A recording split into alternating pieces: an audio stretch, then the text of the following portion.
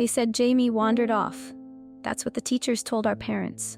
What the staff repeated when the cops showed up. What every newspaper headline parroted like it made sense. She wandered off. We were 12. It was one of those humid spring days where even the breeze feels like a hot towel across your face. Our class had been herded onto boats and ferried across to Discovery Island, a field trip none of us had taken seriously. They gave us brochures about exotic birds and conservation efforts, handed out checklists for the aviary exhibits, told us to stick with our assigned partners. But no one really listened. We were kids. We were excited. And for Jamie and me, it was just another excuse to ditch the grown-ups and laugh at things we probably weren't supposed to. She was always like that, bold, too loud, too sharp. That kind of person who dared you to take life seriously and made you feel stupid if you actually tried. I loved her for that. She wore her hair high in a ponytail, with a neon pink scrunchie that she claimed was lucky, said it made her look like a firework. We'd just finished making fun of a very sad-looking tortoise exhibit when we wandered over to the old bird enclosure. Jamie pointed out the ugliest parrot and told it we'd call its agent. Then I laughed, turned away for 1 second, and she was gone. At first, I thought she was pulling something, hiding behind a sign or crouched in the bushes, waiting to jump out and scare me. But then I saw a chaperone waving frantically and 2 more kids crying, and all at once the tone of the entire island shifted. Staff in crisp uniforms started spreading out in every direction. Teachers called roll again and again. Someone grabbed me and asked where I last saw her. I tried to answer, but nothing I said felt real. It was like I had fallen into the gap between one breath and the next, and never quite made it out. The police came. Search teams scoured the island. They even drained a nearby pond, but nothing turned up. No blood, no struggle, just a pink scrunchie. They found it behind the aviary, half hidden in the grass. It looked clean, untouched, not snagged or trampled, just sitting there like someone had placed it gently. Discovery Island shut down less than a year later. Officially, they said it was too expensive to maintain. Visitor numbers weren't high enough. They needed the budget elsewhere. But nobody ever mentioned Jamie. I didn't sleep right for years. She started showing up in my dreams, standing by the shoreline, just beyond where the boats used to dock. She'd wave at me, the way she always did when she was about to drag me into something. I'd call her name, but I could never reach her. There was always something in the way. We were supposed to grow up together. We were supposed to go to prom together, get out of Florida together, laugh about our dumb teachers and even dumber classmates. But Jamie never got any older. I did. And eventually, I stopped dreaming about her. Until 2 weeks ago, when I saw the job listing. It came through a private contractor I'd worked with before, a low-budget security firm that liked hiring freelancers for temp gigs. I'd done my share of overnight shifts in weird places, shuttered malls, quiet museums, even one abandoned water park. It was always boring, sometimes creepy, but never dangerous. This one caught my eye immediately. Short-term assignment, 1 weekend only, overnight watch, no backup, no facilities. Must be comfortable staying on site, alone, and the pay? Ridiculous. Even before I saw the location, I already knew. Discovery Island. It wasn't listed under that name, of course. Just coordinates and a vague property monitoring description. But I recognized the pattern in the trees on the satellite map. I remembered the looping dock. I remembered where she vanished. I didn't hesitate. I sent a confirmation within 5 minutes. I didn't tell anyone why. Not my boss, not my roommate, not even my mom. I just said I needed the money. And maybe that was true, but what I really needed was answers. What I really needed was Jamie. The boat arrived late. Not by much. Just enough for the sky to turn that strange shade of gray-blue that makes you check your watch twice. The sun hovered behind thick clouds, casting long shadows that stretched out across the water like they were trying to pull something back from the shore. The guy driving the boat didn't say a word to me. Just pointed when we reached the dock and handed me a heavy crate before turning the engine back on. No safety check. No good luck. Just a nod and gone. I stood there for a while, alone on the old dock, staring at the tree line. This was the same place we landed on that field trip years ago. I remembered it instantly. The warped planks, The faded sign that used to say, "Welcome Explorers," though now it just looked like water damage and vines. The whole place had been swallowed by time and heat. The air was thick with humidity, that swampy Florida kind that seeps through your clothes and settles into your lungs like wet cement. I hoisted the crate into my arms and started walking. The path was barely visible, hidden beneath tangled vines and patches of moss. My boots slipped a few times on the cracked pavement, and branches kept brushing against my shoulders, like the trees didn't like being disturbed. I found the old courtyard near the center of the island, the place where all the paths used to meet. The cracked mosaic tiles were still there, faded but familiar. A rusted garden sign leaned sideways near a broken bench.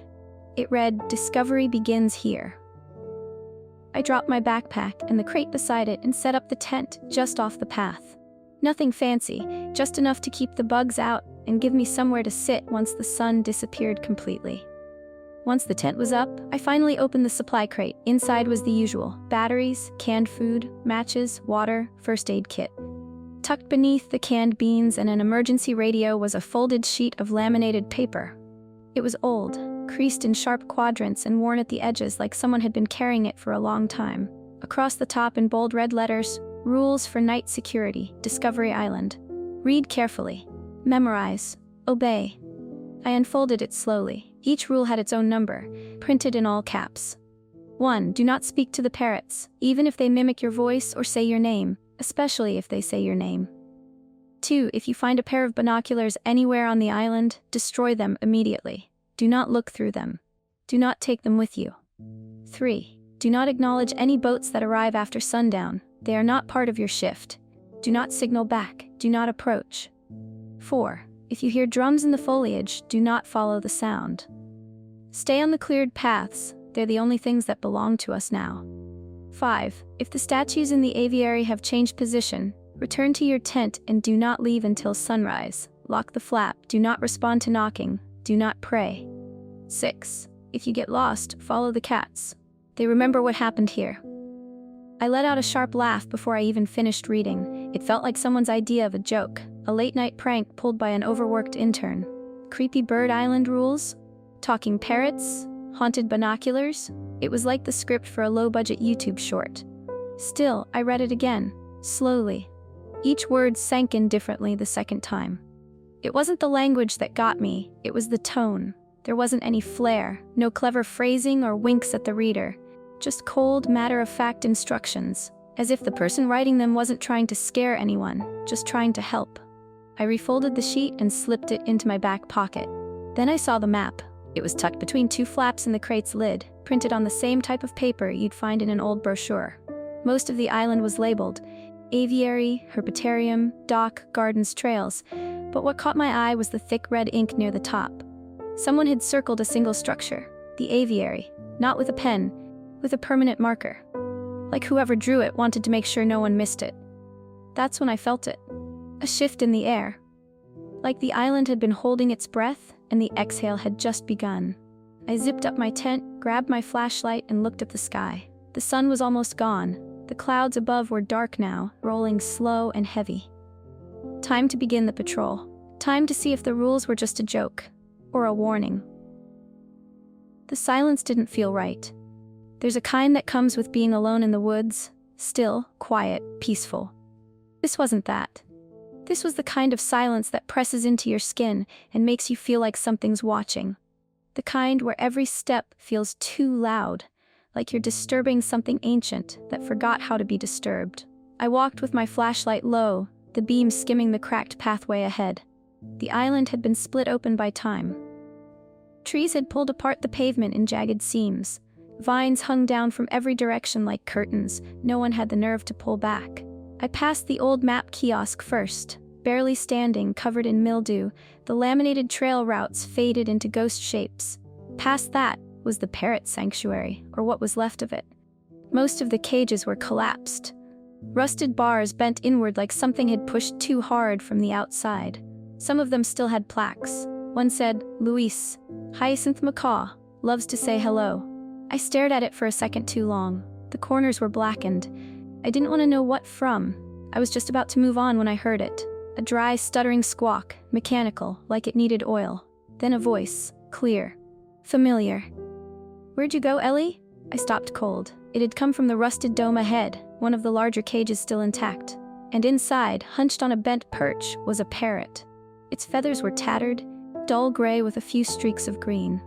One eye was missing, leaving a sunken socket that reflected my flashlight like glass. The beak clicked once. Then it spoke again. "Ellie, come find me." It was her voice, Jamie's voice. Not perfect. Parrots never get the tone exactly right, but close enough to punch the air out of my lungs. I took one step back, then another. My mouth opened, but nothing came out. Rule 1, do not speak to the parrots, even if they say your name. Especially if they say your name. I didn't say a word, just turned away and kept walking. I hadn't made it more than a dozen steps when something else caught my eye. Light reflecting off glass. I shifted the flashlight toward the ground. There, resting on a patch of dry dirt between two broken stone benches, was a pair of binoculars. Perfect condition. No dirt, no rust, no mold. They looked like they had just been set down, like someone had walked ahead of me and placed them there as a gift. Or a trap. My hands clenched automatically. I scanned the trees, the brush, the path behind me. Nothing. The island held its breath again. I didn't think. I just acted. I grabbed the biggest rock I could find and brought it down hard. The binoculars shattered with a sharp crunch. Lenses popped, plastic cracked, gears jumped loose. I smashed them again and again, until there was nothing left but shards and a sick feeling in my stomach. The sound echoed, louder than it should have. Too loud, like it bounced off more than just trees, like something heard. Then, from somewhere beyond the trail, too far to see, too close to ignore, I heard it. Laughter. Not a person's. Not exactly. More like an imitation of laughter. A puppet's version. Clipped, hollow, drawn out at the edges like a recording played one too many times. I backed away, one hand still wrapped around the rock. That's when I saw it. A light, flickering out on the water. Through a gap in the trees, just over the slope behind the trail, I could see the riverbank. Or what used to be the riverbank. The water looked darker now, too still. And gliding silently along its edge was a boat, not the one I came in on. That one had been small, white, noisy. This one was older, narrow, long, the kind you might see in a ride if the ride was closed and left to rot. There was a figure standing at the bow, no details, just a shape, unmoving. I felt it before I read it again in my head. Rule 3. Do not acknowledge any boats that arrive after sundown. The figure didn't wave, didn't call out, but the boat turned slightly, angling toward the bank, toward me. I stepped back behind a tree, held my breath, the light dimmed, and then the boat drifted past, vanishing into the brush without a sound. I stayed frozen for a full minute, maybe longer. The jungle didn't move. No breeze, no insects, no birds, just me. And the rules. I didn't realize how hard I was gripping the rock until my palm started to ache. I dropped it and wiped my hand on my pants, which were already soaked with sweat. Somehow I still had half the island left to check. I took a slow breath, steadied the flashlight, and kept moving. I don't remember when the silence started to feel personal. Not just empty, but like the island had noticed me, like it had opened its eyes and decided I was worth watching. Every footstep echoed too far. Every breath felt like it stirred something awake. The western trail twisted past what used to be the herpetarium, or maybe what was left of it. The building had collapsed in on itself. Vines tugged through shattered windows, pieces of drywall and sun-bleached signs littering the entrance like broken bones. There wasn't much to see, so I cut around the edge, flashlight low, trying not to think about the laughter I'd heard earlier. Trying not to think about the boat. That's when I heard it. Drums. Soft at first, so faint I thought it might just be my heartbeat echoing in my ears. But they got louder, clearer. There was rhythm to them. A beat, a pulse. Boom, boom, boom. They came from the trees, just off the trail. From the same direction the safari exhibit used to be, I think. I stopped walking. The sound didn't. It pressed in, drawing me forward, like a tether pulling on my chest. I remembered Rule 4. If you hear drums in the foliage, do not follow the sound. Stay on the cleared paths. They're the only things that belong to us now. My legs locked in place, every part of me screaming to move, any direction, just not there. And then the drums stopped. No fade out, no echo, just cut off like a knife. I didn't look into the trees, I didn't speak. I just walked faster. The trail curved again, looping around what used to be the reptile pools. I remembered them vaguely, big, stagnant green things that were supposed to have alligators. I didn't look to see if they were still there. I kept going until I reached the outer edge of the aviary. That's when I knew something was wrong. The statues had moved. They used to line the path. Cheesy stone birds, explorers in cartoon safari hats, a few jungle cats. Disney's attempt at immersive adventure. Even as a kid, they felt fake, stiff and harmless.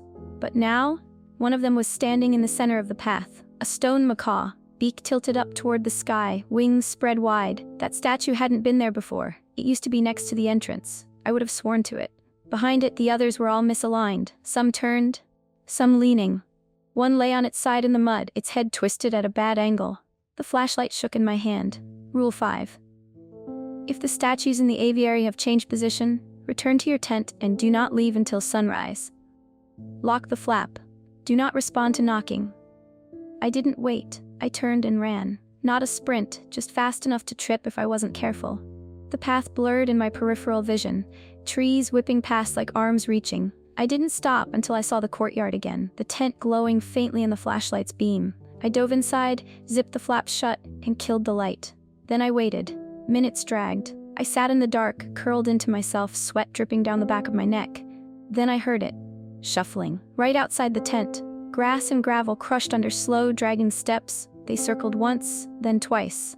Then, knocking. 3 times. Even. Measured. Not loud. Then a whisper. Barely a breath through canvas. Found you. I pressed my back against the far wall of the tent and closed my eyes. I didn't answer. I didn't move. I didn't pray. Eventually it stopped. No footsteps, no voice, just the island breathing again. And me, still stuck in the dark. I don't know how long I sat there. The darkness inside the tent felt heavier than it should have. Like it wasn't just the absence of light, but the presence of something else. Something waiting. Something pressing its fingers along the edges of the fabric, testing the seams. Eventually, the silence became unbearable.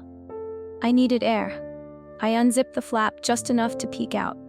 The sky was dim, cloud cover stretching low and uneven like bruises. No stars. The moon flickered in and out, casting shadows that never stayed still. The courtyard looked empty. No footsteps, no statues, just moss and broken tiles. I stepped out. The humidity clung to me like it hadn't let go since I'd arrived. My shirt was soaked through. Every movement felt like peeling myself off a wet floor. I kept the flashlight off. Somehow, the dim moonlight felt safer. I was halfway to the broken bench when I saw it. The river. It ran across the forest trail just beyond the courtyard. Wide, black, and perfectly still. Like glass. Like it had always been there, even though I knew for a fact it hadn't. There's no river on Discovery Island. There never was. But this one cut straight through the path, dividing the forest in two like it owned the place. I took a few steps toward the edge, and then I saw them. The statues. Not birds anymore, not explorers or cartoon cats, children. Half submerged in the water, arms outstretched, mouths open but frozen in silence. Their faces were smooth, no features. Just hollows where eyes and mouths should have been. And one of them, right in the center, wore a bright pink scrunchie. My knees buckled.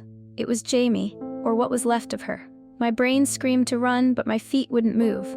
I just stood there, watching her stand in the water, arms open like she was waiting for a hug. Her head tilted like she was listening for something. Or someone. That's when I heard it, a hiss. Low, sharp, just behind me. I turned fast, ready to run. But it wasn't what I expected. A cat, gray tabby, small but scruffy. It stood near a dead tree, fur puffed up, ears flat, tail low. Not looking at me, looking past me, right over my shoulder. I didn't turn around. I couldn't. I just backed away, slow and steady, until the cat moved. It darted toward the path, tail flicking, then stopped to look back at me. Like it was waiting. I followed. Branches whipped at my arms, vines tangled around my boots, but the cat stayed just ahead, always glancing back, always making sure I was close behind. Then another appeared. A white one, then an orange tabby, then a calico. They formed a wall on either side of me, moving fast, steady, like they knew exactly where they were going. And behind us, faint but growing louder, I heard it. Stone dragging across stone. A slow, grinding scrape that made my teeth ache. It followed us, matched our pace, but the cats didn't slow down. They led me through a gap in the trees I didn't remember, across what might have been a forgotten picnic area, and finally, the fountain. The old one, at the center of the island. Long dried up, cracked at the base. I collapsed beside it, gasping for breath. The cats slowed, circling me once before spreading out around the clearing like guards. One of them, the orange tabby, walked right up to my side and rubbed against my arm. I reached out, shaky fingers brushing its collar. A small silver tag swung into view. I turned it over. Jamie. The air left my lungs all at once. I didn't cry. I couldn't. Everything inside me felt frozen. The statue in the river wasn't her. This was. Or at least, what was left of her. What she had become. She hadn't wandered off. She was taken. Changed. Bound to this place in a way none of us could have imagined. And somehow she remembered. She had found me. And saved me. The sun came up like nothing had happened. Pale yellow light spilled over the treetops, softening the hard edges of the island. The birds chirped like they were part of a nature documentary. The air felt cleaner, lighter. If I hadn't lived through the night, I might have thought the island was just overgrown, forgotten. Nothing more. But I knew better. There were no drums, no whispers, no statues in the path. The river was gone too, vanished without a trace. Just moss-covered pavement and shallow dips where rainwater had pooled. The cats were still there. All of them. Lounging around the courtyard like they'd been here all along. Like they owned the place. Jamie, the orange tabby, sat quietly by my pack. When I approached, she stood up and brushed against my leg. I don't know how long she'd been like this. I don't know what the island had done to her or why it let her come back in this shape. I just knew that she remembered. She'd led me away when I was being watched, protected me when I was too frozen to think for myself. She'd saved me. I packed slowly, hands shaking every few minutes as my body finally realized it could crash now. I didn't look back at the aviary. I didn't retrace my steps. I followed the cats, Jamie at the lead, until we reached the dock. The boat was waiting, the same one that had dropped me off, same silent driver. He didn't ask questions, just gave me a look like he'd seen this before. Maybe he had. Jamie jumped into the boat without hesitation. I took her with me. Back home, I tried to pretend like things were normal, that the island hadn't changed me, that I hadn't seen impossible things in the trees, that Jamie's voice hadn't come from a rusted parrot or echoed inside my tent after midnight. I didn't talk to anyone about it, didn't report anything. The security firm paid me without a word, no follow-up, no evaluation. It was like they already knew what I'd seen, and knew I wouldn't say a thing. Jamie adapted quickly. She took to windows like she was waiting for something. At night, she'd curl up near the glass, tail flicking, ears twitching. She still wore the tag. Sometimes I catch myself whispering to her, asking if she remembers the old jokes, the dumb games we used to play, the way we used to yell across the cafeteria just to make a scene. She blinks slowly. Like she understands. Maybe she does. But some nights, when the house is quiet and the lights are low, I hear them. Drums, faint, distant, beating slow and steady like a heartbeat far underground. Jamie always hears them first. She lifts her head, ears forward, eyes wide. She doesn't move. She just watches the window, like she's waiting for the island to call her back.